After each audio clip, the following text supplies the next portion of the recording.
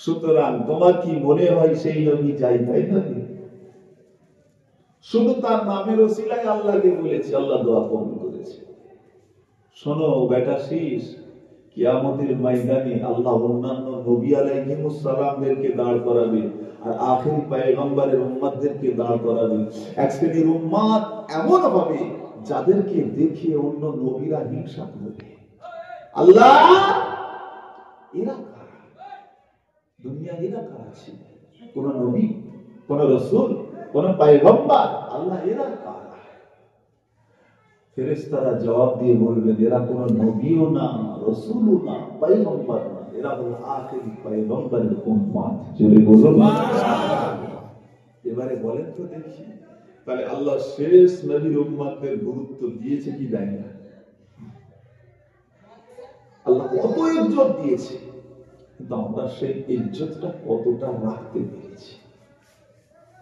আমার ভাইজানেরা, সোনার মানিক বাবাজিরা, দুনিয়াদারি তো মাশাআল্লাহ করে বেড়ায়। শুনুন, আপনাদের কাছে প্রথমে একটু বলি, মনে করুন কালকে সকালবেলা আপনাকে এখান থেকে উলুবেড়িয়ায় যেতে হবে কোনো একটা কাজে, বা কলিকাতায় যেতে হবে কোনো একটা কাজে। স্বামী স্ত্রী দুজনা মিলে যাবে, দুজনা মিলে যেতে হবে, ডাক্তার দেখাতেই হোক আর যে কোনো কাজে। আপনার বাড়িতে একটা 7-8 বছরের বাচ্চা রয়েছে। এখন আপনি চিন্তা করছেন যে বাচ্চাটাকে যদি নিয়ে যায়, ফিরতে রাত হয়ে গেলে ঠান্ডার সময় বাচ্চাকে ঠান্ডা লেগে যাবে, সুতরাং এত কষ্ট করে বাচ্চাকে নামিয়ে গেলেই ভালো হয়। তাহলে উপায়, বাচ্চাটাকে বাড়িতে রেখে যেতে পারলে ভালো। তো রাখবো কার কাছে?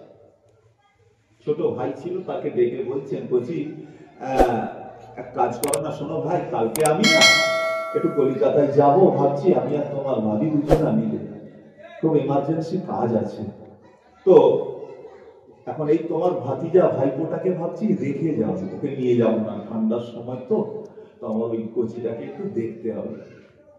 ছোট ভাই সে সাদরে আমন্ত্রণ করে বলছেন যে না ভাইজান, আপনি চিন্তা করছেন কেন? ও তো আমাদেরই ছেলে, ও তো আমাদেরই ছেলে, আপনার কোনো চিন্তা নাই, কোনো টেনশন করবেন না, আপনারা যান, ও আমাদের কাছেই থাকবে।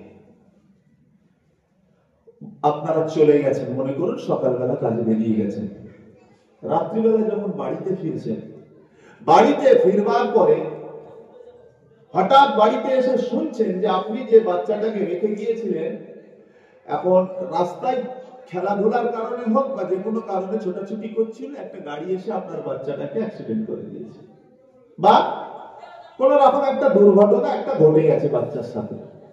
আচ্ছা, এই সময়তে আপনি এসে কাকে ধরবেন? কাকে ধরবেন একটু বলেন? ভাইকেই তো, নাকি না অন্য? ভাইকে। কেন? তুমি দেখবে বলে দায়িত্ব নিলে, অথচ বাচ্চাটা তো ক্ষতি হতো, পারবে না তো বলে দিতে হয়, তাহলে আমরা নিয়ে যেতাম কষ্ট করে। তুমি তো বললে অসুবিধা হবে না, তাহলে দেখার দায়িত্ব যখন তুমি নিয়েছো, তারপরেও কেন আমার বাচ্চার এরকম ক্ষতি হয়ে গেল? এটাই তো স্বাভাবিক নাকি? আমরা এটাই করবো,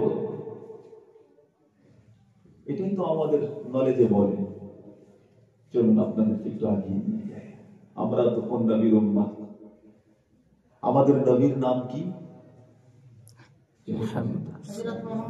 জনাবে মুহাম্মদুর রাসূলুল্লাহ সাল্লাল্লাহু আলাইহি ওয়াসাল্লাম। আচ্ছা, আমাদের রাসূলুল্লাহ ভালো না খারাপ? জেনে বলেন। ভালো তো? কত ভালো? কত ভালো? আমাদের কাছে কত ইজ্জতের দাম, যদি 100% দেওয়া হয়, পার্সেন্টেজে আমরা কতটা দিতে পারবো? যতটা আছে ততটাই, তার নিচে আর কোনো কমানোর জায়গা থাকবে কি? থাকবে না, থাকতেই পারে না। কারণ রাসূল তো আমাদের জানের থেকেও বেশি মহব্বতের জিনিস, কথা ঠিক না বলুন? হাদিস পাক এসেছে যে শোনো, যদি তুমি তোমার জানের থেকেও রাসূলকে বেশি ভালোবাসো, তবেই তুমি একজন কামেল মুমিন হতে পারবে। লা ইউমিনু আহাদুকুম হাত্তা কুনা আহাব্বা ইলাইহি মিন ওয়ালিদিহি ওয়া ওয়ালাদিহি ওয়ান নাস আজমাইন। সব কিছুর থেকে বেশি ভালোবাসা আমার নবীকে বাসতে হবে, যদি পারো তবেই তুমি একজন মুমিন। তাহলে আমাদের কাছে নবী ভালোবাসারই পাত্র। রাসূলুল্লাহ কোন কিছু বিষয় নিয়ে আমাদের কোনো সন্দেহের জায়গা থাকতে পারে না।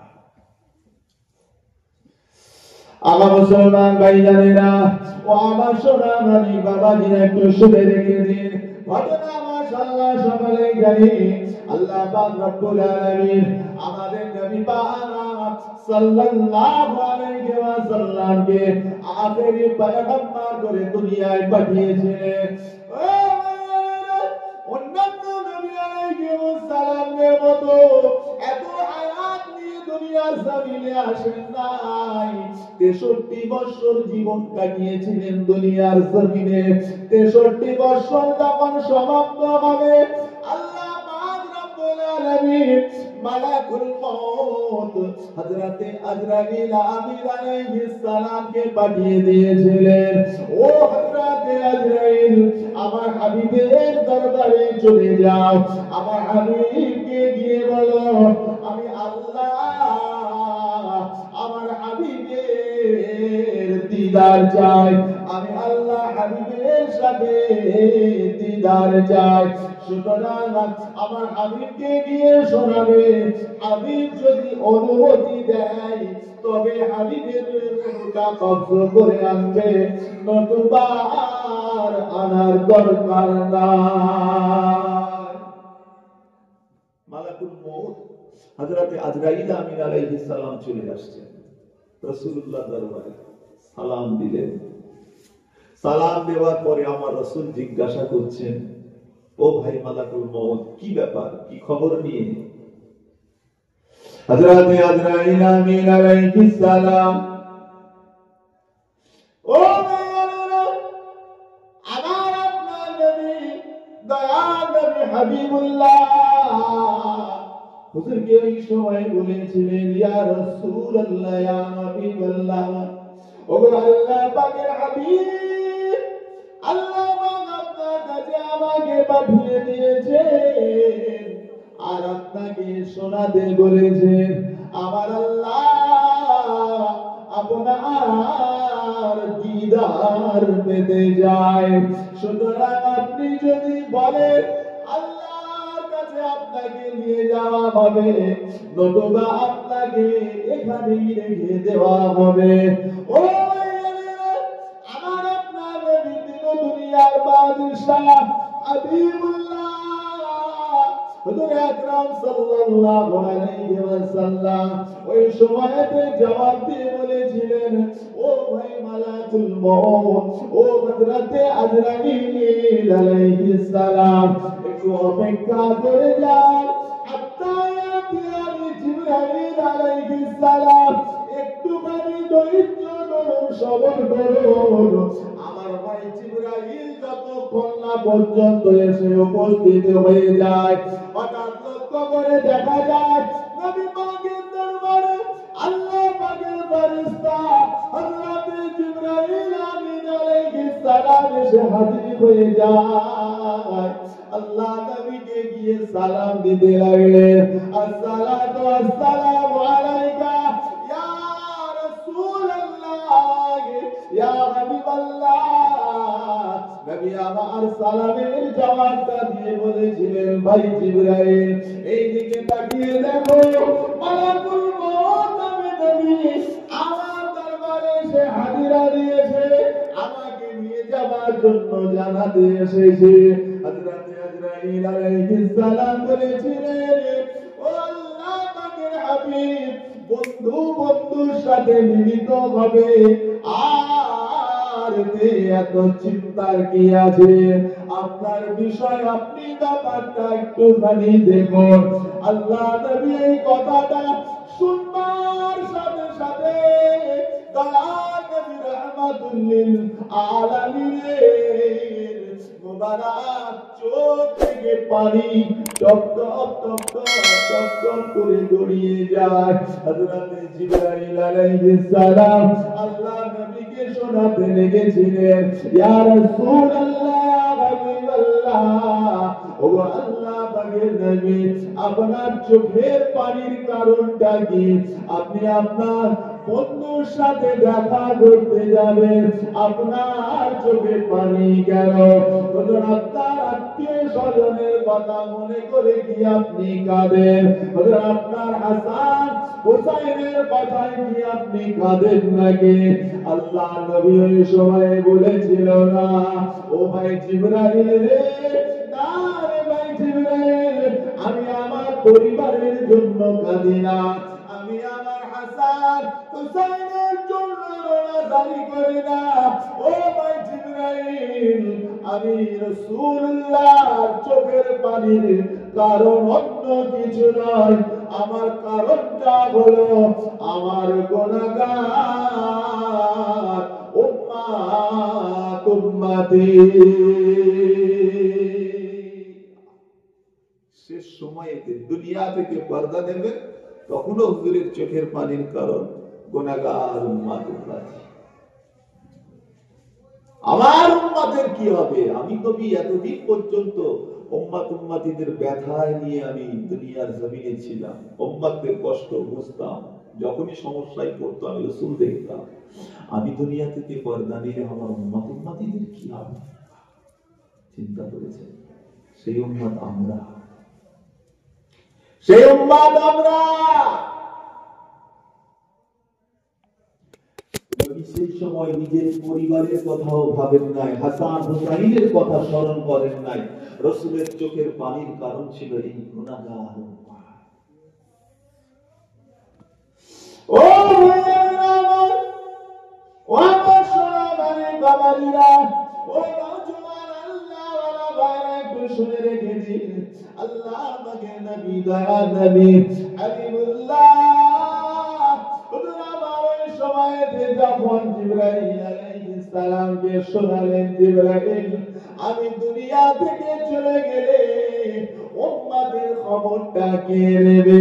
হযরত জিবরাইল আলাইহিস সালাম আল্লাহ নবীকে বলেছিলেন, ইয়া রাসূলুল্লাহ, ইয়া নবীল্লাহ, আপনি চিন্তা করবেন না, আমার আল্লাহ পাক জানিয়ে দিয়েছেন, আমার আল্লাহ পাক আমি জিবরাইলকে শুনিয়েছেন, আপনি চিন্তা করবেন না, আনা কাফিলুম মিন উম্মাতিকা, ইয়া রাসূলুল্লাহ, আপনি ইন্তেকাল করে যাবার পরে, দুনিয়া থেকে পর্দা নিয়ে চলে যাবার পরে, আপনার গুনাহগার উম্মাত উম্মতিদের দায়িত্বটা আমার আল্লাহ স্বয়ং নিজে নিয়ে নেবে। হাবিব, আপনি চিন্তা করেন না, কারণ আল্লাহ আপনাকে ভালোবাসে। আপনার কষ্ট তো আমার আল্লাহ সহ্য করতে পারে না, আপনি কেন ভাবছেন? আপনি চলে আসলে পরে আপনার উম্মাত উম্মতিদের দেখভালের দায়িত্ব স্বয়ং আল্লাহ নেবেন। যদি বলুন সেই উম্মাত কারা? কারা? আমরা। আচ্ছা, এবারে আসুন আপনাদের কাছে একটুখানি আগে নিয়ে যাই। কিছুক্ষণ আগে আমি আপনাদেরকে একটা কথা যুক্তি হিসাবে কথা বলেছিলাম, যদি আমরা মনে করুন কারণবশত কলকাতায় যাই, বাচ্চা ছেলেটা ছোট ভাইয়ের দায়িত্ব দিয়ে গেলাম, এখন চলে যাওয়ার পরে বাচ্চার কোনো ক্ষতি হয়ে গেলে এসে কাকে দায়ী করবেন? ভাইকে। আচ্ছা, এখানে এবার আমি বলি, নবী পাক সাল্লাল্লাহু আলাইহি ওয়াসাল্লাম যখন দুনিয়া থেকে পর্দা নিয়ে চলে যাচ্ছেন, উম্মতের দায়িত্ব কি হবে? আল্লাহ বললেন আমি আছি, তো আমি দায়িত্ব নেব। আল্লাহ যখন উম্মতের দায়িত্ব নিচ্ছেন, তাহলে এরপরে যদি উম্মত জাহান্নামী হয়ে যায়, রাসূল কাকে বলবেন? আল্লাহ। কি বুঝতে পারছেন? আমার কথাটা বুঝে আসছে কি? তাহলে আপনাকে এখানে দায়ী কাকে করানো উচিত? তাহলে নিঃসন্দেহে এখান থেকে আমাদের সাধারণ বুদ্ধি, যেটা আমরা তো বুঝতে পারলাম, আল্লাহ যেহেতু দায়িত্ব নিয়েছে, তাহলে আমরা মালিককে দায়ী করতে হবে। এখান থেকে দুটো রাস্তা বাড়িয়ে আসছে, দুটো প্রশ্ন এখান থেকে বাড়িয়ে আসছে, উত্তর সমাধান। এক নম্বর হচ্ছে, হয় আপনাকে ডাইরেক্ট আল্লাহকে দায়ী করতে হবে, যে আল্লাহ, রাসূলুল্লাহ আল্লাহকে বলবেন, আল্লাহ আপনার দায়িত্ব দিয়ে এসেছিলাম, আপনি কেন দায়িত্ব পালন করেন না? আমার উম্মত কেন জাহান্নামী হলো? নতুবা এটা হতে পারে যে আল্লাহ যখন রাসূলকে বলেছিলেন, হাবিব আপনি চিন্তা করবেন না, আপনার উম্মতের দায়িত্ব আমি আল্লাহ নিচ্ছি, এরপরেও যদি জাহান্নামী হয়ে যায় তাহলে মানতে হবে আল্লাহ হাবিবের উম্মত হিসাবে তাকে মেনে নেন নাকি? আল্লাহ যদি তাকে আমাকে যদি আল্লাহ হাবিবের উম্মত হিসাবে মেনে নেন তাহলে আল্লাহ পাক ইন্না ওয়াদাল্লাহি হাক্কা, আল্লাহ যেটা বলেছে নিশ্চয়ই দেখভালাই আল্লাহ করবেন। আর নতুবা উল্টো দিকটা হতে পারে। তাহলে এবারে আপনি ফয়সালা এই দুটোর মধ্যে কোনটা নিতে পারবেন? কোরআন পাক আসুন আল্লাহ বলেছেন ওয়ালা তাহিনু ওয়ালা তাহজানু ওয়া আনতুমুল আ'লাউনা ইন কুনতুম মুমিনিন। বান্দা চিন্তা করিস না, ঘাবড়াবি না, ভয় খাবি না, আমি আল্লাহ বলে দিলাম তোদের বিপদ আপদ মুসিবত আসলে করে আমি আল্লাহ তোদেরকে হেফাজত করব। কোরআন শরীফ আল্লাহ বলেছেন বিপদ আমি তোদেরকে দেব না, বিপদ আপদ মুসিবত। এখন যদি বলি তাহলে আমাদের বিপদ আপদ গুলো হচ্ছে কেন? তাহলে কি আল্লাহ মিথ্যে কথা বলেছে?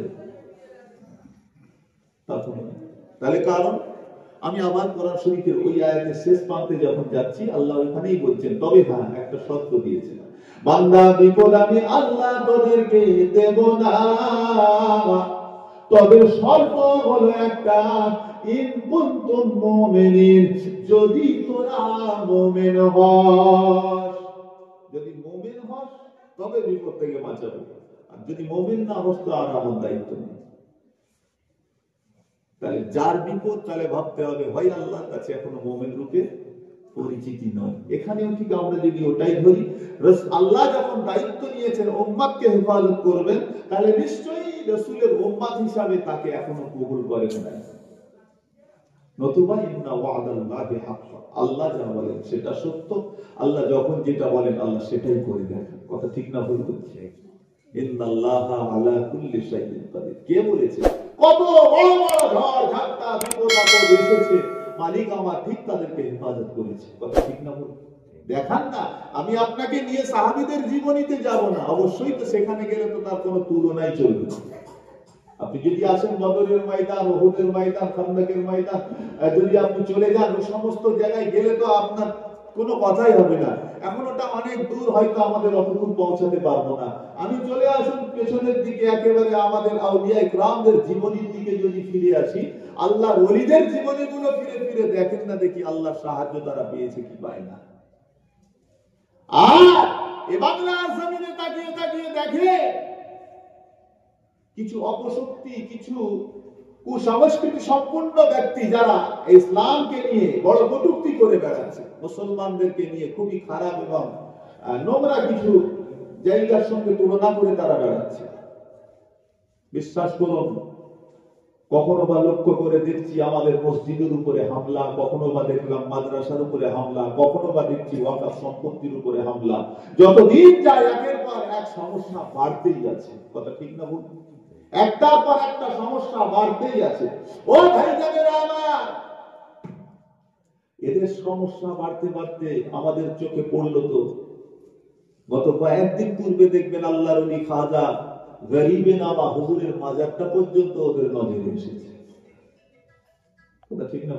ওরা ওখানেও অনেক কিছু দেখছে, ওটাকেও তারা মানে শহীদ করে দেবার চক্রান্ত চালাচ্ছে।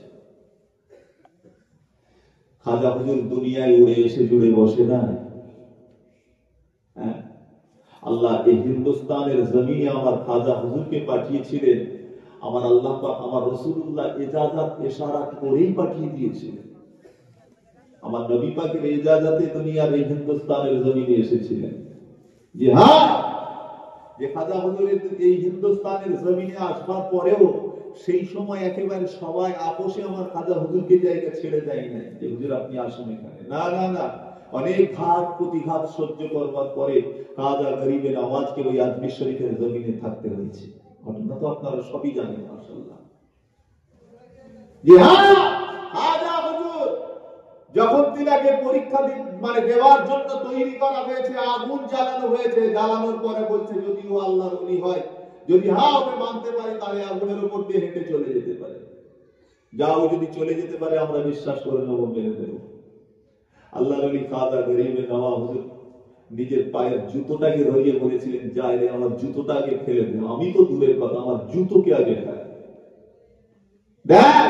যদি আমার জুতো ওই আগুন পোড়াতে পারে তাহলে আমাকে বলিস। আদা হুজুরের জুতো ফেলে দিয়েছে, আগুন ওই অবস্থায় রয়ে গেছে, জুতোতে স্পর্শ করতে পারে না। জি হ্যাঁ, আল্লাহ হেফাজতকারী তো। শুধু তাই নয়, আল্লাহর ওলি, আল্লাহ পাকের মাহবুব বান্দা, আমাদের ইমামে আযম আবু হানিফা রাহমাতুল্লাহ আলাইহি হুজুরের একটা জীবনীতে দেখছিলাম, এক সময়তে হুজুরের কাছে কিছু বেদিনেরা এসে পরীক্ষা করতে বসে গিয়েছে। হুজুর, আপনি ওয়াজ করছেন, ইমামে আযম হুজুর এক জায়গায় জলসা করছেন, ওয়াজ করতে করতে হুজুর বলছেন, বাবারা, কিয়ামতের ময়দানটা হবে স্বচ্ছ সমতল, মনে রেখে দিও, এই যে জমিন দেখছো, এই জমিনকে আল্লাহ ফেরেশতাদেরকে দিয়ে টেনে টেনে বাড়াবেন, এই জমিনটাকে আল্লাহ বাড়িয়ে দেবেন এবং স্বচ্ছ সমতল হয়ে যাবে। এবং ওই কিয়ামতের ময়দানে আল্লাহ মানুষদেরকে যখন দাঁড় করিয়ে দেবে, তো কখনো কখনো লক্ষ্য করা যাবে কিছু কিছু মানুষের নিজের শরীরের পাসিনা, নিজেদের ঘামে কারো হাঁটু পর্যন্ত, কারো কোমর পর্যন্ত, কারো বুক পর্যন্ত ডুবে যাবে। তো একটা বেদির পাশে দাঁড়িয়ে দাঁড়িয়ে সব ওয়াজটা শুনেছে, শুনে গিয়ে বলছেন, হুজুর বিয়াদবি নেবেন না, আপনার কাছে একটা প্রশ্ন করি। বলে কি? আপনি এইমাত্র এই যে কথাগুলো বললেন, এই কথার কোনো যুক্তি আছে? বলে কেন? এটা কি করে সম্ভব হয়? একটা রাবারকে টানলে বাড়ে, মাটিকে টানলে বাড়ে, আপনি এটার কোথা থেকে প্রমাণ করবেন? এটাই আমরা জানি তো, মাটি তো টানলে কোনোদিন বাড়বে না, বাড়ে কি? মাটি তো টানলে বাড়া সম্ভব নয়, সুতরাং মাটিকে টানলে কি করে বাড়বে? এবারে বলেন, আমাদের বিবেক বুদ্ধি দিয়ে কি বলে? মাটি টানলে বাড়ে কি? দুনিয়ার জমিনে বাড়ার ক্ষমতা আল্লাহ যেটা দিয়েছে সেটা হচ্ছে রাবারকে। সুতরাং তার যুক্তি তো ঠিকই ছিল। বেদিনটা সে তো গিয়ে বলেছে, হুজুর সত্যিই তো, মাটি টানলে তো বাড়বে না, আপনি বললেন এই মাত্র ফেরেশতারা জমিনকে টেনে টেনে বাড়াবেন। আচ্ছা, এই জমিন সংকুচিত বা বর্ধিত হয়, মাটি বাড়তে বা কমতে পারে, এই বিষয়ে আমাদের মতামত কি বলে? বাড়তে পারে? আমি যদি আপনার হাতে একটা ঢিলা দিয়ে বলি এটাকে টেনে বাড়াও, বাড়াতে পারবেন? বাড়তে পারে কি? পারে না। আমরা হাদিস পাক শুনেছি, আল্লাহ পাকের নবী দিন দুনিয়ার বাদশাহ, আল্লাহ নবী দয়ার নবী আমার নূরের জবানে ঘোষণা করে জানিয়ে দিয়েছেন, নেককার বান্দা যখন মারা যায়, আল্লাহ পাকের মাহবুব বান্দা যখন ইন্তেকাল করে যায়, ওই বান্দাটার লাশটাকে নিয়ে যখন কবরের মুখে শুইয়ে দেওয়া হয়, ও শুইয়ে দিয়ে তিন মুঠো করে মাটি দিয়ে সবাই যখন চলে আসে, আমার আল্লাহ পাক ফেরেশতাদেরকে হুকুম করে বলে দেয়, চোখের দৃষ্টি যত দূর যায় আমার বান্দার কবরটা কত বড় করে দাও। রাসূলুল্লাহর হাদিস। আমরা আবার এটাও জানি, গুনাহগার বান্দা মারা গেলে দুই পাশের মাটি এসে চাপ দেয়, এমন চাপ দেয়, হাবিবুল্লাহ হাদিস পাকে বলেন যে একটা পাঁজরের হাড় অপর পাঁজরে এইভাবে ঢুকে যায়, বাড়তে কমতে পারে না। এটা আমি আপনি মানলাম, বেঈমান বেদিন মানবে কি করে? ও আমার আপনার পীর মুর্শিদ মুজাদ্দিদ জামান কুতুবুল আলাম আমির শরিয়াত আলা হযরত দাদা হুজুর পীর কেবলা রাহমাতুল্লাহ আলাইহির সুযোগ্য কলিজার টুকরা আশিক রাসূল সুলতানুল ওয়াইজিন আলা হযরত ছোট হুজুর পীর কেবলা হুজুর কেবলা দরবারে একজন মুরিদ এসেছে, হুজুর আজকে আমি আপনার দরবারে এসেছি, আমার সবকটাকে একটু পরিবর্তন করে দেন, নতুন সবক করব। বাড়ি 24 পারগানা। হুজুর এসেছি আমার কাছে, আমার সবকটা পাল্টে নতুন সবক দেন, নিয়ে আমি বাড়ি চলে যাব। তবে হ্যাঁ, সবকটা নিয়েই আমাকে চলে যেতে হবে। আজকালকার যুগে যেমন গাড়ি বা মানে যাতায়াতের ব্যবস্থা, সে সময় কি একই রকম ছিল? ছিল না তো, কত কষ্টকর ব্যাপার ছিল। সুতরাং সেই সকালবেলা বার হলে হয়তো যেতে যেতে সন্ধ্যা হয়ে যায়। তো হুজুর কি করলেন, গিয়ে বসেছেন হুজুরের দরবারে সবক নেবেন বলে, গিয়ে দেখছেন যে হুজুর বাড়িতে নাই, জলসায় চলে গেছে। যাক রাতটুকু থেকে যায়, কালকে সকালে হুজুর উঠলে আগে সবকটা নিয়ে নেব। রাত্রেবেলা হুজুর এসেছেন, ফজরের নামাজের পরে গিয়ে আরামের বিছানায় শুয়ে পড়েছেন, আর হুজুরকে ডাকার সুযোগ হয়নি। একেবারে জোহরের নামাজের সময় হুজুর বার হবেন, কিন্তু বাড়ির দলিলে আরো অনেক মেহমান জমে গেছে, সবাই এসে হুজুরের সঙ্গে দেখা করবে। আল্লাহর ওলি হুজুরের দরবারে বসে আছেন, এমন সময়তে ঠিক জোহরের আজান হয়ে গেছে। কিছুক্ষণ পরে হুজুর ওখান থেকে বাড়ি থেকে বার হলেন, গিয়ে নামাজ পড়তে যাবেন। দলিলে সব মেহমানরা বসে আছেন, বাবা চলো নামাজটা পড়ে আসি। উনি বলেন আমিও মুরিদ এক কোণের দিকে চুপ করে বসে আছি। হুজুর আমার দিকেও তাকালেন, সালাম দিলাম, জবাব দিলেন, চলো বাবা নামাজটা পড়তে যাব। মসজিদে সবাইকে দিয়ে নামাজ পড়তে চলে আসলেন। নামাজ কমপ্লিট হয়ে গেছে, হয়ে গিয়ে দলিলে গিয়ে বসেছেন। এবারে সবাই এসেছেন, বাইরে থেকে অনেক মেহমান এসেছেন, হাজার হলেও মুরিদ তো সে এক কোণে চুপ করে বসে আছে, কারণ আমাদের মতন তো আর বিয়াদব মুরিদ নয়। কি গো, মুরিদ মুরিদ আমাদের মতন বর্তমানে মুরিদ নয়, এরা মুরিদের নাম করে চায় ঠিকই, কিন্তু এত বিয়াদব যে কোনো একজন হাক্কানি আল্লাহর ওলি মুরিদ এরকম হতে পারে না। আজকালকার দেখবেন লক্ষ্য করে, মুরিদের পরিচয় দেয়, অথচ ফুরফুরা শরীফে যাওয়ার সময় বিড়ি সিগারেট টানতে টানতে যায়।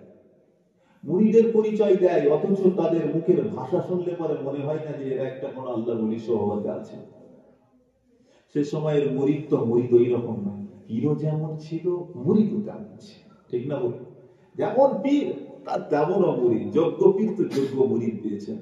ওদিকে মুজাদ্দিদে জামান দাদা হুজুর কেবলা পীর, তো মুরিদ হয়েছেন বসিরাটে আল্লামা রুহুল আমিন সাহেব রাহমাতুল্লাহ আলাইহি। যেমন যোগ্য পীর তার যোগ্য মুরিদ। পীর ছিলেন মুজাদ্দিদে জামান, আর মুরিদ হচ্ছেন মুইজউদ্দিন হামিদি রাহমাতুল্লাহ আলাইহি। পীর ছিলেন মুজাদ্দিদে জামান, মুরিদ হচ্ছেন আপনার ডক্টর শহীদুল্লাহ রাহমাতুল্লাহ আলাইহি। পীর হচ্ছেন মুজাদ্দিদে জামান সুফি জঙ্গলের সুফি আব্দুল মুমিন সাহেব রাহমাতুল্লাহ আলাইহি, তিনি হচ্ছেন মুরিদ। জি হ্যাঁ, এক একটা মুরিদ এক একটা নক্ষত্র, কথা ঠিক না বলুন? আর আজকালকার দেখেন আমরাও তো মুরিদের খ্যাতি করি, আসল কথাই আমরা খেদমতই চিনি না। মুজাদ্দিদে জামান দাদা হুজুর পীর কেবলা রাহমাতুল্লাহ আলাইহি ঘটনা হয়তো আপনারা শুনেছেন, সবাইকে বলে দিয়েছেন বাবা আমার পুকুরটাকে একটু পরিষ্কার করে দিতে হবে। মুরিদেরা সবাই নেমে পড়েছে হুজুরের ইজাজতে। কিছুক্ষণ পরে হুজুর বলছেন বাবা এদিকে আজান হয়ে গেছে, পুকুর পরিষ্কার হয়ে গেছে, সবাই উঠে গেছে। হুজুর জিজ্ঞাসা করছেন বাবা কই আমার বড় মাওলানা কই, তাকে দেখতে পাচ্ছি না। একজন বলছে হুজুর তিনি এখনো পর্যন্ত পুকুরে আছেন। পুকুরে কেন, এখনো গোসল হয় না, এখনো পরিষ্কার হয় না? বলে হ্যাঁ হুজুর সব হয়ে গেছে। তা এখনো ওঠে না কেন? পুকুরের ধারে গিয়ে জিজ্ঞাসা করছেন কি গো বাবা তুমি এখনো এখানে কেন? হুজুর বিয়াদবি মাফ করবেন, আমি এখানে নেমেছি আপনার ইজাজতে, সুতরাং আপনি যদি না বলেন আমি তো উঠবো না, আপনি উঠতে বললে তবেই উঠবো। কিভাবে হুকুম পালন করতে হয় দেখেছেন? যে হ্যাঁ, মুরিদ মানে নিজেকে বিক্রি করে দেওয়া।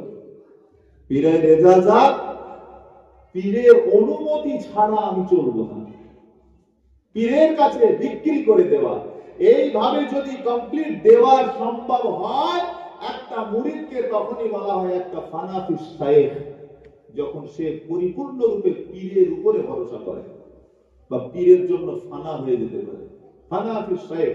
আর একটা ফানাফি শাইখ যখন হয় তখন সে তার পীর তাকে ধরে নিয়ে রসুল পর্যন্ত পৌঁছে দেয়, ফানাফির রসুল পৌঁছায়, তারপরে গিয়ে ফানাফির লা পর্যন্ত পৌঁছে যায়। তো চলেন যে কথা বলছিলাম, তো ছোট হুজুর পীর কেবলা রাহমাতুল্লাহ আলাইহি হুজুরের দরবারে মুরিদ এসে চুপ করে এক আদবের সাথে এক কোণে দাঁড়িয়ে আছে। দেখি হুজুর একটু ফাঁকা হলে বলবো, সবাই এসেছে, সবাই তাড়াতাড়ি করছে, আমিও তাড়াতাড়ি করব। একে একে একে একে করে দেখা যাচ্ছে মুরিদদেরকে সবাই বিদায় দিতে দিতে দিতে দিতে সময় হয়ে গেছে। বাড়ি থেকে ডাক পড়েছে যে একবার হুজুরকে ডাকো, খানা খাই না, রাত থেকে এরকম ভাবে এসে শুয়ে পড়েছে, খানা খেতে হবে না, নিয়ে এসো হুজুরকে। ব্যাস, হুজুর বাড়ি থেকে একটু খানা খাওয়ার জন্য বলেছে। মুরিদরা বসেছিল, সবাইকে বললেন বাবারা এক কাজ করে একটু অপেক্ষা করো, আমি একটু বাড়ি থেকে খানা খেয়ে আসি। সবাইকে খানা খেতে বসিয়ে দিয়ে হুজুর চলে গেছে। এখন ও মুরিদ চুপ করে এক কোণে বসেই রয়েছে, যা আমার কাজটাই হলো না, কিন্তু আমাকে তো বাড়ি যেতে হবে, আজকে বাড়ি না পৌঁছালে কাল সকালে আমার বাড়িতে কাজ হবে না। আজকে রাত্রে যেভাবে হোক আমাকে বাড়ি পৌঁছাতে হবে, এতটা রাস্তা যাব, ভাবছি তাড়াতাড়ি করে চলে যাব, কিন্তু হুজুরের সঙ্গে দেখাই হলো না, করবো কি? মুসলমান ভাই জানেনা, ও আমার সোনা বাড়ি বাবাজিরা, ও আল্লাহর ওলিদের মুহাব্বতে মানুষেরা শুনে রেখে দিন, আল্লাহ পাকের ওলি আমার আপনার পীর আলা হযরত ছোট হুজুর পীর কেবলা রাহমাতুল্লাহ আলাইহি ওই সময়তে হুজুর বাড়ির মধ্যে চলে গেলেন। বাড়িতে গিয়ে কিছু খাওয়া দাওয়া করে একটু আরাম করে যখন হুজুর বাইরে বার হলেন, এদিকে দেখা যায় মসজিদে মুয়াজ্জিন আসরের নামাজের আযান দিয়ে দেয়। আল্লাহ পাকের ওলি সোজা গিয়ে মসজিদে নামাজ আদায় করবার পরে পরে সকল পরিধানদেরকে আবার হুজুর নসিহত করতে থাকেন। উনি আর থাকতে পারলেন না, আল্লাহর ওলির দরবারে গিয়ে হুজুর গতকাল রাত থেকে বসে আছি, হুজুর একটাই কারণ, সবক আপনি দিয়েছিলেন, সবকটা কমপ্লিট হয়ে গেছে, নতুন সবক পাল্টে দিন আমাকে, আমি চলে যাব।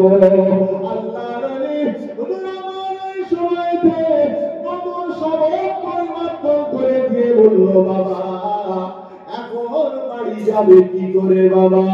আল্লাহর ওলিকে জবাব দিয়ে বলেছিলেন, হুজুর আপনি দোয়া করুন, কারণ আজ যদি বাড়িতে না যেতে পারি, কালকে বাড়িতে অনেক কাজ রয়েছে, ওই কাজগুলো হবে না। হুজুর আপনি দোয়া করে দিন, ইনশাআল্লাহ সব ঠিক হয়ে যাবে।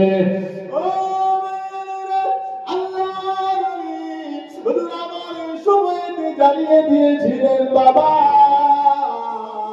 ঠিক আছে বাবা, যাবে যখন যাও বাবা, আমি তোমার পীর দোয়া করে দিলাম বাবা, যাও চলে যাও, তবে বিসমিল্লাহ বলে যে সবকটা দিলাম, এই সবক করতে করতে তুমি এগিয়ে যাও, ইনশাআল্লাহ বাড়িতে গিয়ে মাগরিবের নামাজ পড়বে।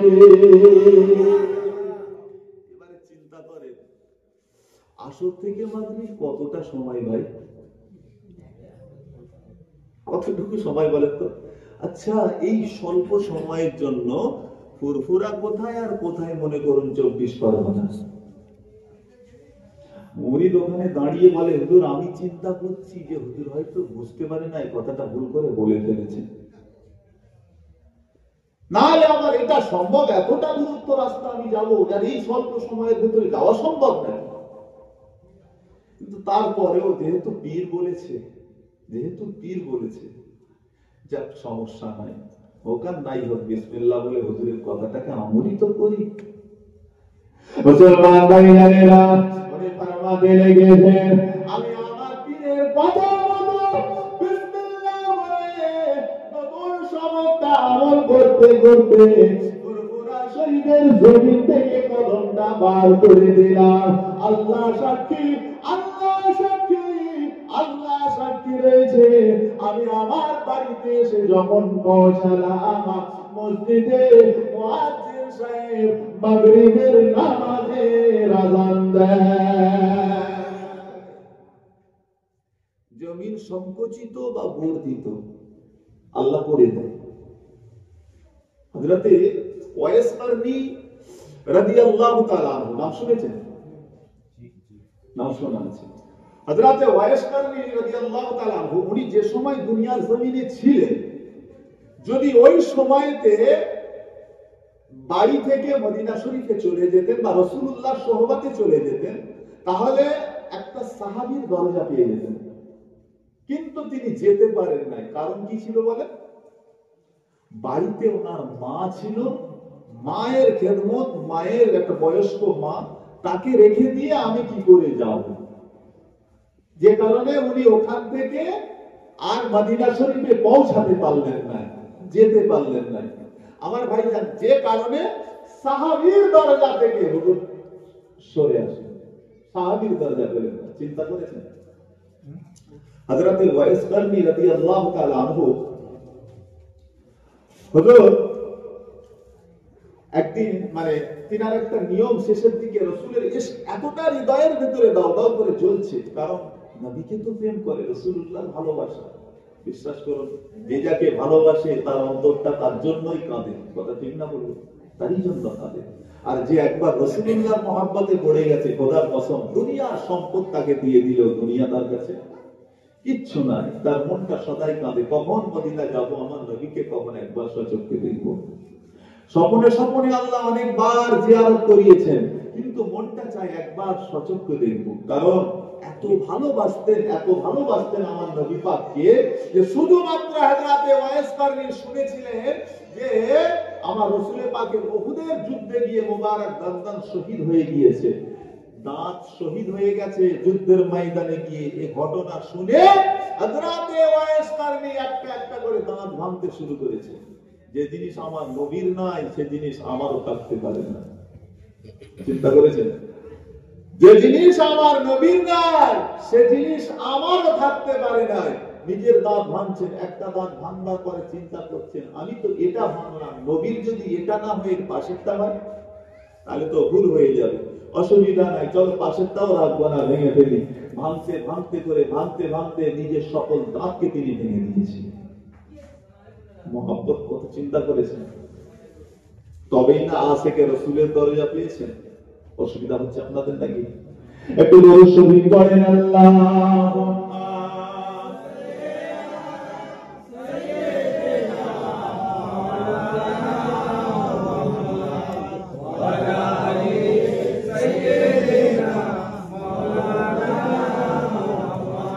পাইলে নিরালাই গো নবী, পাইলে নিরালাই, পাইলে নিরালাই গো নবী, পাইলে নিরালাই। দুই কদমে ভাই বুঝুম চরণ গলি মাথব গাই, দুই কদমে ভাই বুঝুম চরণ গলি মাথব গাই। পাইলে নিরালাই গো নবী, পাইলে নিরালাই। ও গো দয়ার নবী কত দূরে,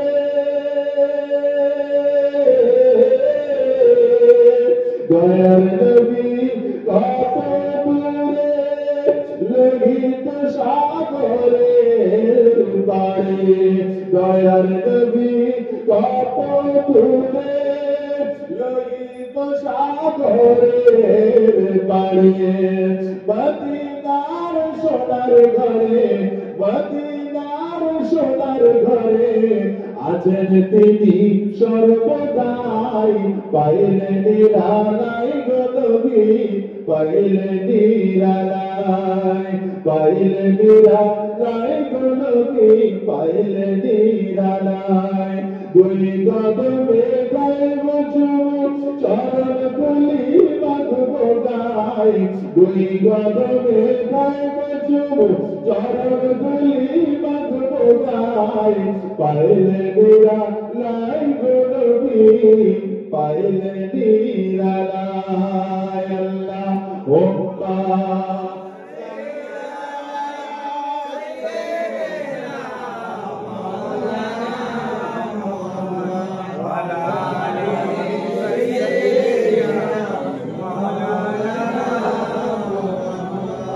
আমার দিনদারি মালদার ভাইরা, নেককার আল্লাহ মানিরা, সোনার চাঁদ সোনার মানিক বাবাজিরা, আমার যে কথা বলছিলাম, হযরতে ওয়াইস কারনী হুজুরের চিন্তা যে আমি আমার রাসূলের দরবারে যাব কি করে, কতক্ষণে গিয়ে পৌঁছাবো, নবীকে একবারে চোখ দিয়ে দেখবো।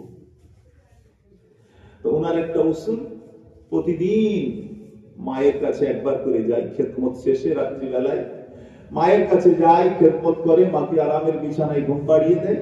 সকাল হয়ে যায়, মায়ের সঙ্গে দেখা করতে যাবে, সর্বপ্রথম গিয়ে মায়ের খেদমতে হাজির হয়েই বলবেন, আম্মা আপনি যদি একবার অনুমতি আমাকে দেন, মদিনা শরীফে আমার নবীর দরবারে একবার যাব, আমার রাসূলুল্লাহর সঙ্গে দেখা করেই চলে আসবো, আপনি শুধু একটু অনুমতি দেন। কিন্তু মায়ের অনুমতি ছাড়া তো যাওয়া সম্ভব নয়, কারণ আমি যদি মায়ের ইজাজত ছাড়া চলে যাই, আমার রাসূল তো তখন খুশি হবে না যে ওয়াইস তুমি মাকে ফেলে আমার কাছে এসেছো। উপায় প্রতিদিন মায়ের কাছে যায় আর অনুমতি চায়, আম্মা জান একবার অনুমতি দেন না, আমি আমার মদিনা শরীফে রাসূলের সঙ্গে একবার দেখা করে চলে আসি।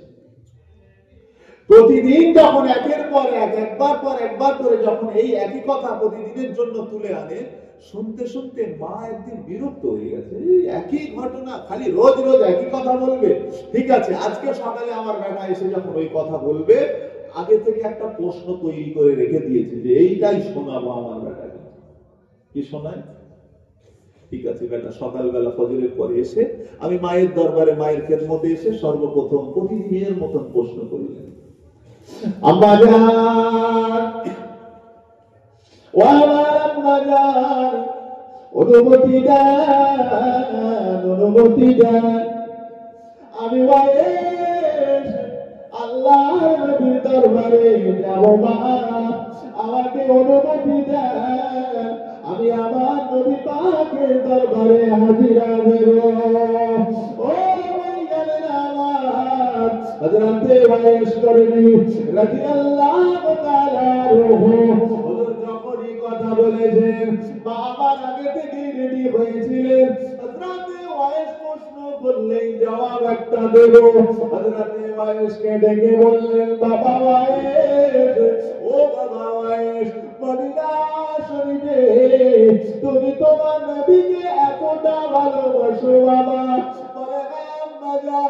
একবার শুধু অনুমতি দেন, মদিনা শরীফে যাব, নবীর সাথে দেখা করে আবার চলে আসবো। ও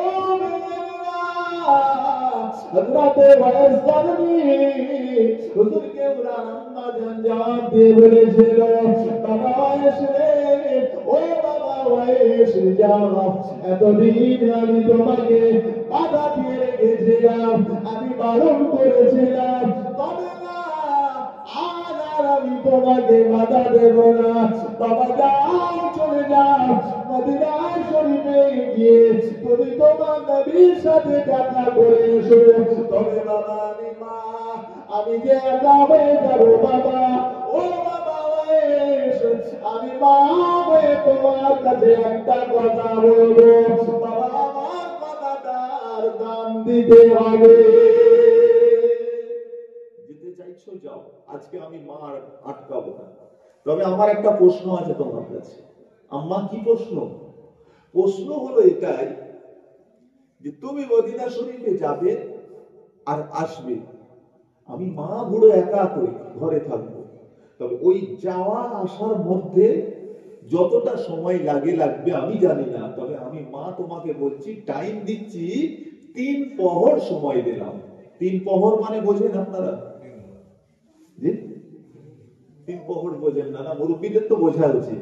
3 প্রহর বলতে গিয়ে বোঝানো হয় 72 ঘন্টা, 24 ঘন্টায় 1 প্রহর হয়, তাহলে 3 প্রহর বলতে গিয়ে 72 ঘন্টা বোঝায়।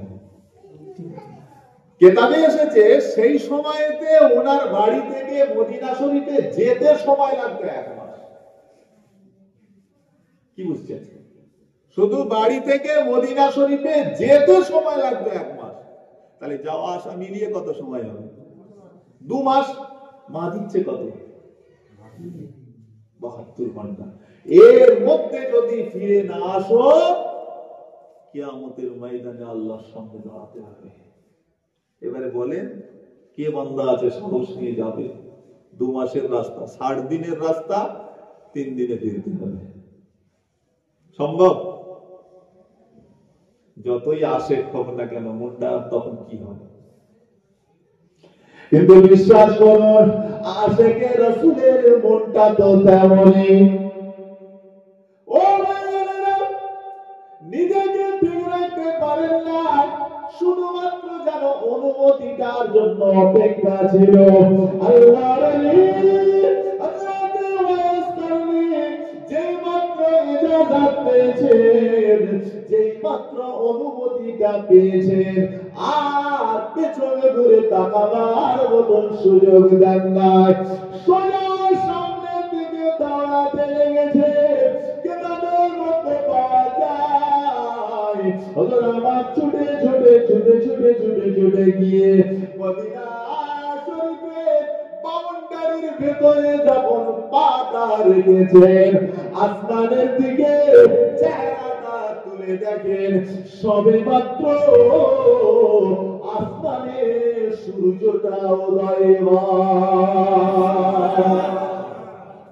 আল্লাহ পারে না? কে দেয়? বাড়া বলেন, সংকুচিত বলেন, এ তো আমার মালিকের হাতে, নাকি কার হাতে? ইমামে আযম আবু হানিফা রাহমাতুল্লাহ আলাইহি বলছেন, বাবা তোমার প্রশ্ন ঠিক আছে, রাবার টানলে বাড়ে, মাটি টানলে তো বাড়ে না। তবে শোনো, আমি তোমাকে প্রশ্ন করছি, এই রাবারকে বাড়ার ক্ষমতাটা দিয়েছে কে? জোরে বলেন। যে আল্লাহ রাবারকে বাড়ার ক্ষমতা দিয়েছে, সে আল্লাহ যদি মাটিকে দেয় তো বাড়বে না কেন? সে আল্লাহই তো দিচ্ছে। যে আল্লাহ রাবারকে দিচ্ছে, সে আল্লাহ মাটিকে দেবে। সবাইকে, অসুবিধা কি আছে? দেখবেন সে মাটি বাড়তে থাকবে। নিদর্শন তো আমরা দেখছি। হযরতে ওয়াইস কারণী, আল্লাহ এদের জন্য জমিনকে সংকুচিত করে দেন।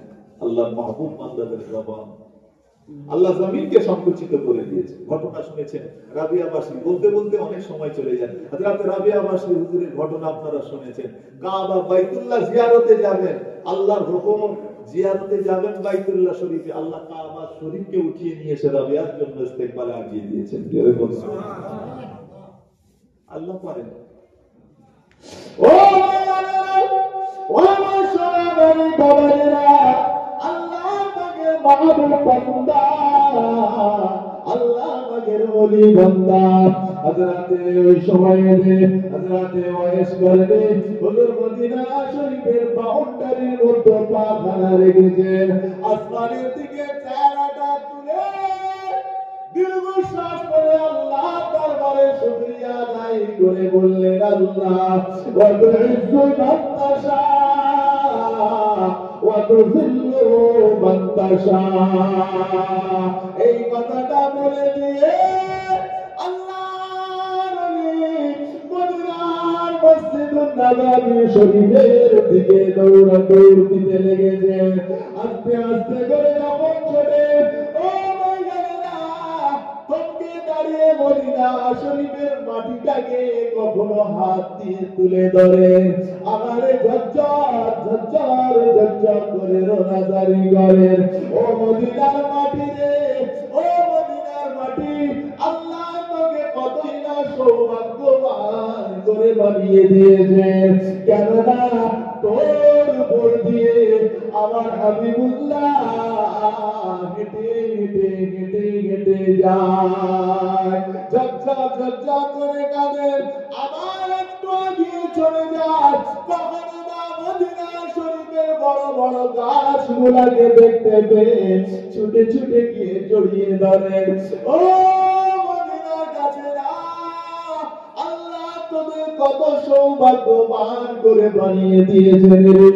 আমারে আল্লাহ যদি আমাকে ওয়াইস না বানিয়ে যদি মদিনার গাছ করে বানিয়ে দিত, জীবনটাকে ধন্য মনে করতাম। কেননা তোদের তলা দিয়ে হাবিবুল্লাহ হেঁটে হেঁটে চলে যায়। আরো একটু আগিয়ে যায়, মদিনা শরীফের এক একটা নিদর্শন ধরে গিয়ে দেখতে থাকে। অঝোর নয়নে কাঁদতে কাঁদতে কাঁদতে কাঁদতে আল্লাহ মাহবুব বান্দা মসজিদুন নববী শরীফ পর্যন্ত পৌঁছে যান। মসজিদুন নববী শরীফে গিয়ে দেখেন, মসজিদুন নববী শরীফের ভেতরে আল্লাহ নবী সাহাবীরা কয়েকজন বসে রয়েছে। আমারে হযরতে ওয়াইস কারণী হুজুর আমার ওই আস্তে আস্তে করে সাহাবী রাসূলদের কাছে গিয়ে সালাম দিলেন। সালামের জবাব দিয়ে বলতে লেগেছেন, একটু কি বলতে পারবেন আমার নবী পাক সাল্লাল্লাহু আলাইহি ওয়াসাল্লাম কোথায়? আমি বহু দূর থেকে এসেছি আল্লাহর হাবিবের সাথে একবার দেখা করব বলে। আল্লাহ নবী সাহাবীরা বলেছিলেন, ভাই বিশ্বাস করুন, আল্লাহ নবী প্রতিদিন এই সময়ে দিয়ে থাকেন। আজ বিশেষ কাজে উঠে চলে গিয়েছেন। আল্লাহ নবী আজকে আমাদের হুজরা মুবারকে আরাম করেছেন। ও আল্লাহ নবী অপেক্ষা করুন, রাসূল যখন বাড়ি আসবে দেখা করে নেবেন। আল্লাহ নবীর সময়তে মদিনা শরীফের বাজারে গিয়েছে, যখন সাহাবীরা বললেন অপেক্ষা করুন, হযরতে ওয়াইস কারনী বলে না ভাই চিন্তা করুন, আমি বড় সমস্যার মধ্যে রয়েছি, আমাকে তাড়াতাড়ি দেখা করে বাড়ি ফিরতে হবে, কেননা সময়টা আমার কাছে বড় কম। আল্লাহ নবী সাহাবীরা ওই সময়তে বলেছিলেন ভাই এই মুহূর্তে আপনাকে দেখা করাতে পারে একমাত্র যিনি, তিনি বলেন উম্মাত জননী আম্মা জান হযরতে আয়েশা সিদ্দিকা। একটা কাজ করেন, হুজরা মুবারকের সামনে দাঁড়িয়ে আম্মা জানকে যদি অনুমতি চান, আমার আম্মা জানি পারবেন একমাত্র আপনার সাথে দিদারটা করিয়ে দিতে। ও কথাটা শুনবা মাত্র সঙ্গে সঙ্গে আম্মা জানের হুজরা মুবারকের সামনে চলে যান, বাইরে থেকে আওয়াজ দিতে লেগেছে আম্মা জান। ভেতর থেকে যখন আওয়াজ দেন কে বলে, বাইরে থেকে জবাব দিয়ে বললেন আম্মা জান আমি আমার নাম হলো ওয়াইস, এসেছি কারদেশ থেকে। মাশাআল্লাহ ডক্টর বিজ্ঞান নারে তাকবীর, আরো জোরে নারে তাকবীর। সিলসিলায়ে হক ফুরফুরা শরীফ, সিলসিলায়ে হক মুজাদ্দিদ জামান জনাব ভাইজান হুজুর কেবলা আওলাদে মুজাদ্দিদ জামান, নারে তাকবীর, নারে তাকবীর। মাশাআল্লাহ মুজাদ্দিদ জামানের কোন আজ আপনাদের দরবারে হাজির। কিছুক্ষণের মধ্যে তাশরীফ নিয়ে আসবেন, আমার পরে পরে সম্ভবত ভাই আসবেন, তারপরে পরে হুজুর কেবলা আসবেন। খবরদার সকলের কাছে অনুরোধ করছি দোয়া যেন আজকের মান না যায়, খেয়াল রাখবেন। আপনারা তো মাশাআল্লাহ হুজুর কেবলাদের মহব্বতের মানুষ, আপনাদের আর নতুন করে বলার নাই, বঞ্চিত না হয় মাহরুম না হয়ে যায়, সকলকে অনুরোধ করছি। আমি কিছুক্ষণের মধ্যে ছেড়ে দেবো ভাইজান আসা পর্যন্ত। যে কথাটা বলছিলাম হযরতে ওয়াইস কারনী রাদিয়াল্লাহু তাআলা আনহু হুজুর আমার রাসূল পাকের রওজা মুবারকের সামনে গিয়ে সালাম দিলেন। ভেতর থেকে আম্মা জান জবাব দিয়ে বলছেন কে?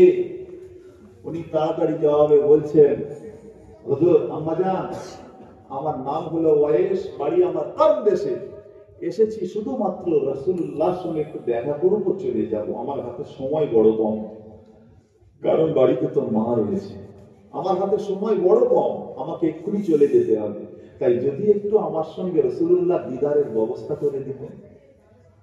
আম্মা জান আয়েশা সিদ্দিকা রাদিয়াল্লাহু তাআলা আনহা আড়াল থেকে জবাব দিয়ে বলছেন বাবা বিশ্বাস করো প্রতিদিন নবী এই সময়তে বাড়িতে আরাম করেন, তবে হ্যাঁ আজকেই বিশেষ কাজে মদিনার বাজারে গিয়েছেন, নবী আজকে বাড়িতে নাই।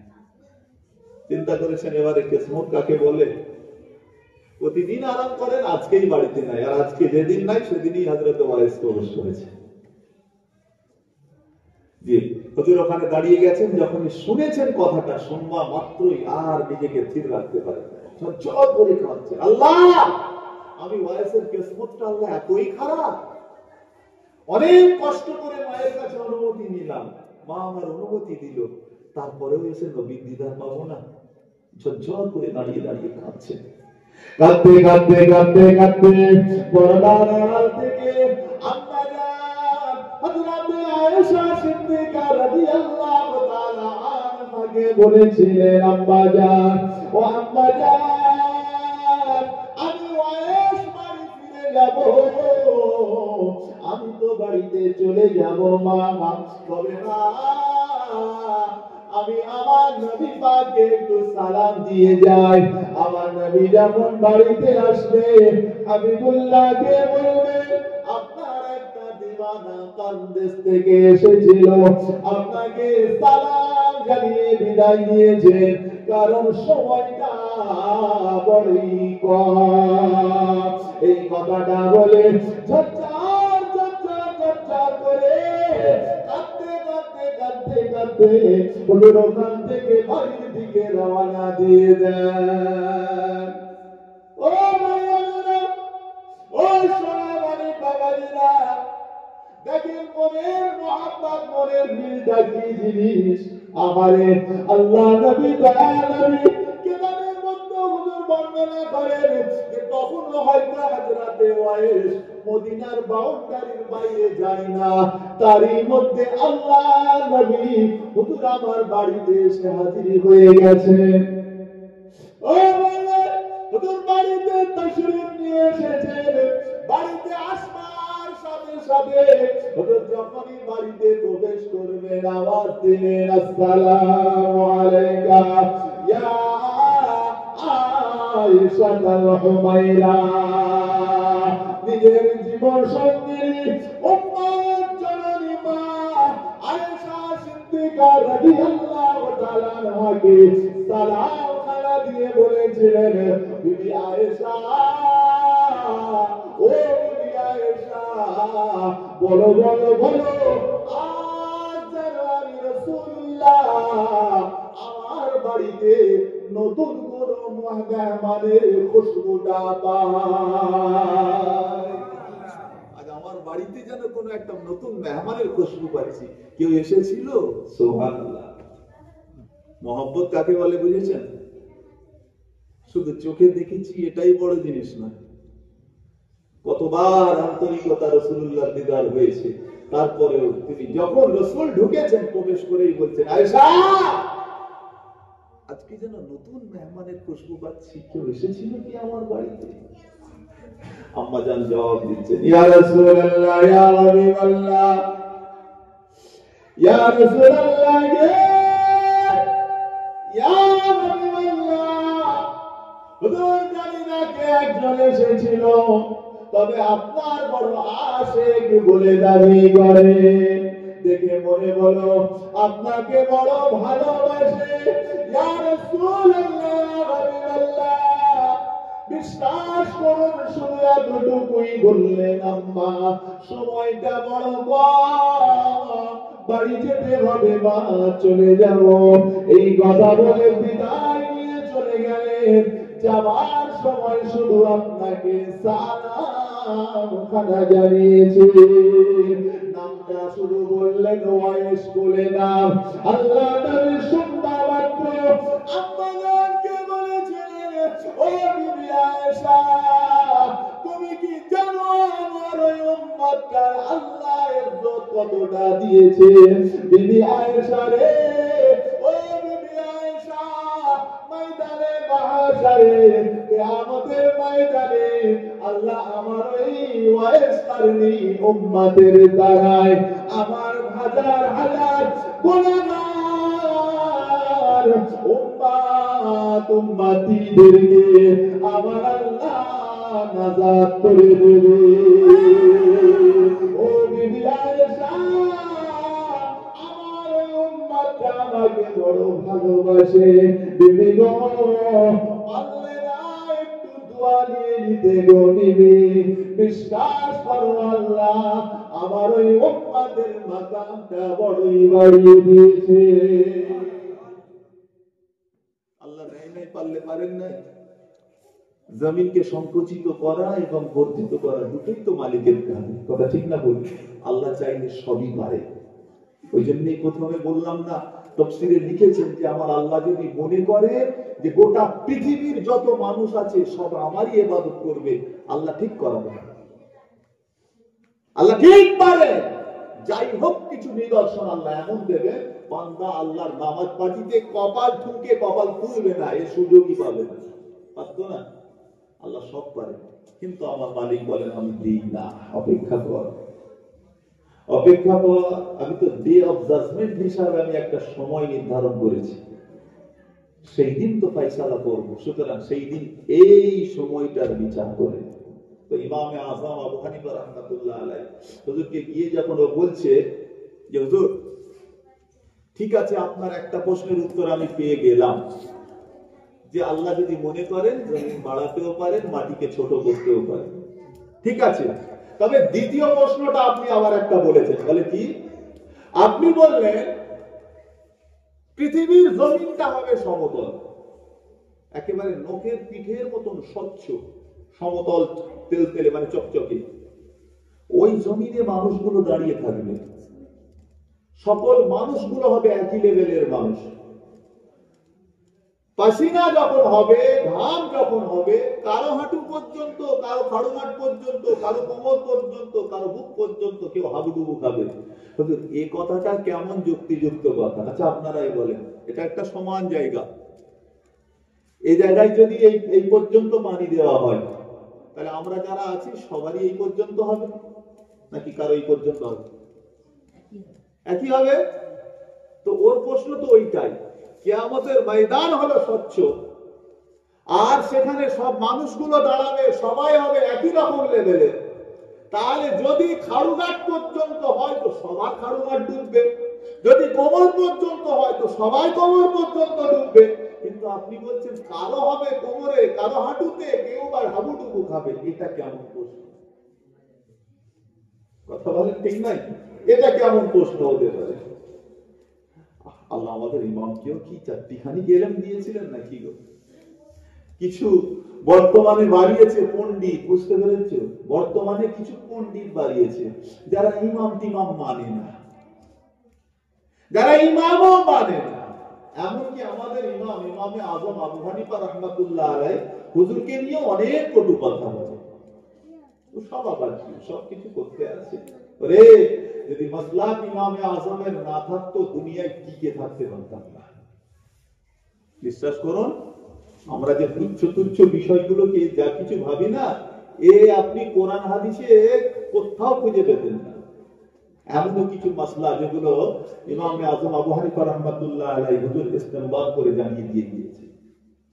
তো চলেন আমি সেই বিষয়গুলো আর যাচ্ছি না। তো হুজুর বললেন বাবা তাই? বলছে হ্যাঁ, যদি আপনার এই কথা সত্য হয় তাহলে এটা কি বলবেন আপনি? লজিক্যালি কথা বলছেন, ঠিক আছে চলো সমস্যা নাই। আমাদের ইমামে আজম আবু হানিফা রাহমাতুল্লাহ আলাইহি উনি কি করলেন, বাবা তুমি যখন বলেইছো তাহলে একটা কাজ করি, ওইটা কি বলতো, পাশে একটা দূরে একটা চুলো জ্বলছিল, দেখতে পেয়েছে। বলছে কেন? ওখানে তো চুলো একজন রান্না করছে। বলছে চুলোটা জ্বলছে মনে হয়। বলে হ্যাঁ। বলে এক কাজ করে এসো। বলে হুজুর কি করলেন, নিজের গায়ের রুমালটাকে নিয়ে মানে যে জায়গায় বসেছিলেন পেতে দিয়েছে, দিয়ে বলছেন বাবা এক কাজ করো, তোমার গায়ের কাপড়টা খুলে ফেলো। তো বলে হুজুর কি কথাবার্তা, কাপড় কেন খুলবো? বলে খোলো। বলছি খোলো না। যখন বারবার বলেছে প্রশ্ন তোমার, উত্তর তো তোমাকে দিতে হবে। বলে হ্যাঁ। বলে কাপড়টা খোলো। কাপড় খুলেছে, জামাটাকে খুলে দিয়েছে। খুলে দেওয়ার পরে হুজুরের রুমালটা রেখেছেন, তারপরে দিয়ে বলছেন এক কাজ করো, এর উপরে তোমার কাপড়টা দাও। দিয়েছে। কাপড় দেওয়ার পরে হুজুর নিজের হাতে করে ওই রুমালটাকে ভালো করে মুড়েছেন। মুড়ে ভেতরে কি আছে? ওর জামা। উপরে এই হুজুরের রুমাল নিয়ে বলছেন এক কাজ করো, এরা ধরো, এইভাবে ধরো। বলে ধরেছে। ওই যে চুলো জ্বলছে। বলে হ্যাঁ, চুলে ছেলে দিয়েছে। বলে হুজুর আপনি আবার কি চিন্তা ভাবনা করছেন, লাস্টে কি খালি গায়ে বাড়ি পাঠাবেন না? আমার কাপড়টাও দেবেন চুলোর ভেতরে। বলে বাও যাও না, গিয়ে যেটা বলি শুনে এসে যাও। চলে গেছে। গিয়ে চুলো দাও দাও দাও দাও করে জ্বলছিল, হুজুরের কথা মতন গিয়েছে, চুলোর ভেতরে ওটা ফেলে দিয়ে চলে এসেছে। দীর্ঘক্ষণ এসেছেন, ও এসে পাশে চুপ করে দাঁড়িয়ে রয়েছে। আর আল্লাহর ওলি ইমামে আজম হুজুর দাঁড়িয়ে দাঁড়িয়ে দাঁড়িয়ে দাঁড়িয়ে ওয়াজ করে, মানে হুজুর আবার এদিকে ওয়াজে ব্যস্ত হয়ে গেছে, সবার সঙ্গে ওয়াজ করতে আছে। ওর খালি মন পড়ে আছে, সর্বনাশ আমার জামা তো গেল, আমি এখন গায়ে দেবো কি, বাড়ি যাবো কি করে? আর এনে এখন এত ওয়াজ করছে, আমার দিকে আর কোনো খেয়ালই নেই।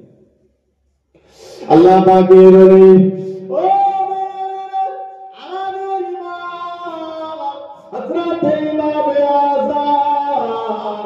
আবু হানিফা রাহমাতুল্লাহ আলাইহি হুজুর আমার ওই সময় থেকে ওয়াজ করতে করতে কিছুক্ষণ পরে ওর দিকে নজর পড়ে যায়। বাবা ছেলে রে কোথায় গেল কাপড়, কই আমার রুমালটা কই? হাসতে হাসতে জবাব দিয়ে বললেন হুজুর আর রুমালের আশা করেন না, দাও দাও করে চুলো জ্বলছে, একবার তাকিয়ে দেখেন। ওই তো দেখেন আপনার রুমাল। আমি এদিকে আমি রুমাল দিয়ে আসতে বলে আর আপনি আর ওয়াজ করতেই ব্যস্ত হয়ে গেছেন। আর আছে ওই তো দেখতে পাচ্ছেন না চুলো কি হারে জ্বলছে। আল্লাহ নবী বলেছিলেন, বাবা এক কাজ করো, বাবা তাড়াতাড়ি যাও, আমার রুমালটাকে গিয়ে তুলে নিয়ে এসো দেখি যাও। আপনি আবারও আমাকে ঠকাবেন? বলে কেন? বলে যাও, আমি বলছি যাও গিয়ে তুলে নিয়ে এসো। তাড়াতাড়ি করে বেদিন চলে গেলেন, ওই চুলোর কাছে গিয়ে দাঁড়িয়ে পড়েছেন। বিশ্বাস করুন, জ্বলন্ত চুলোর দিকে তাকিয়ে তো অবাক হয়ে গেছে। দাও দাও করে চুলো জ্বলে, নিজের হাতে জ্বলন্ত চুলোর উপরে কাপড়টা ফেলে দিয়ে গেলাম। এতক্ষণে আগুনে পুড়িয়ে ছাই করে ফেলার কথা, কিন্তু কাপড়ে একটা সুতা পর্যন্ত জ্বালাতে পারে না।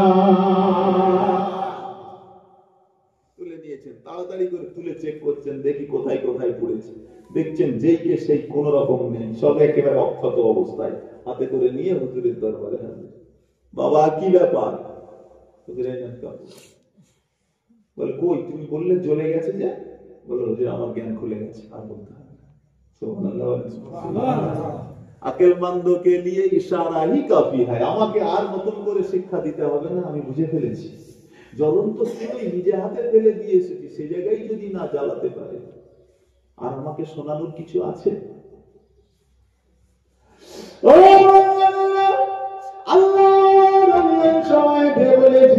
বাবা এক কাজ করো, বাবা আমার রুমালটা আমাকে দাও, তোমার কাপড়টা তুমি নিয়ে যাও। তাড়াতাড়ি করে নিজের হাতে রুমালটাকে যখন খুলতে লেগেছে, রুমালটা খোলা শেষ, দেখেই তো অবাক,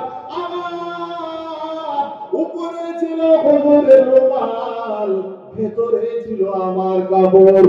তাহলে পুড়লে উচিত ছিল আগে উপরে পুড়বে, তারপরে ভেতরে আগুন যাবে।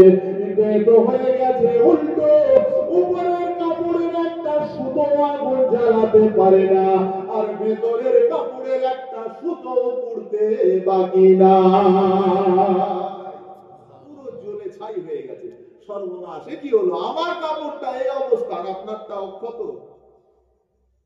বলে বাবা শুনে রেখে দাও, সামান্য চুলা, তোমারও কাপড় আর আমারও কাপড়, দুটোই কাপড়। কাপড় নাই, দুটোই কাপড়, তোমারটাও কাপড় আমারটাও কাপড়, দুটো কাপড় একই জায়গায় একই আগুনে ফেললাম। কিন্তু বিশ্বাস করো, আমারটা ভালো, তোমারটা খারাপ।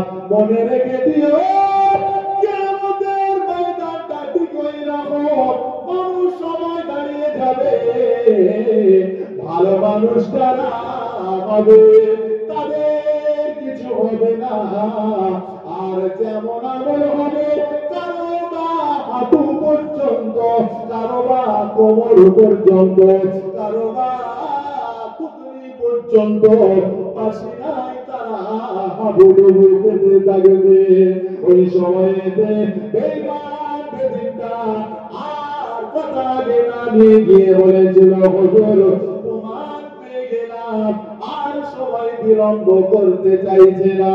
এই মুহূর্তে ইমানের কালেমা আমাকে পড়িয়ে দিন, লা ইলাহা ইল্লাল্লাহু মুহাম্মাদুর রাসূলুল্লাহ। আল্লাহুম্মা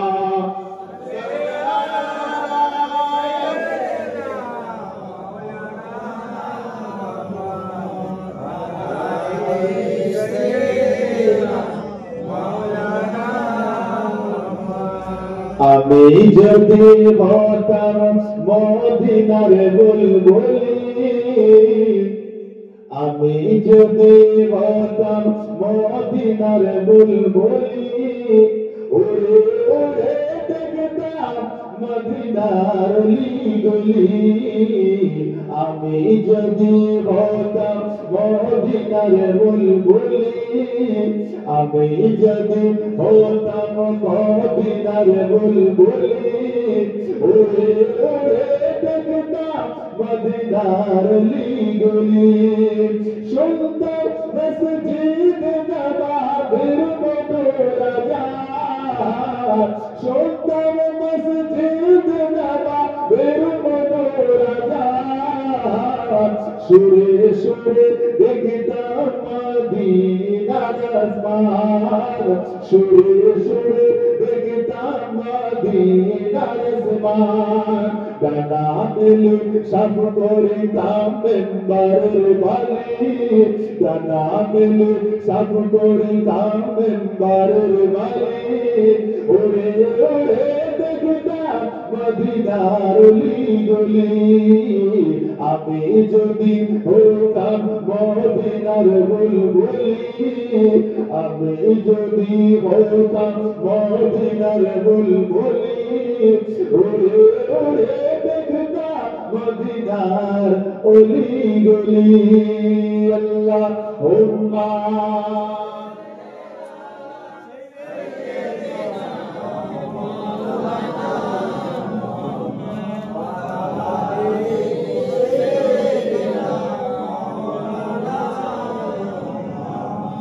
দিনদার ইমানদার ভাইরা নেককার আল্লাহওয়ালা বান্দারা সোনাচার সোনা পানি বাবাজিরা তাই আজকের দিনে এরাও যদি সেই ষড়যন্ত্র করে মনে করে যে দুনিয়ার জমিন থেকে আল্লাহর ওলিদের কেউ মিটিয়ে দেব শেষ করে দেব ভাই সম্ভব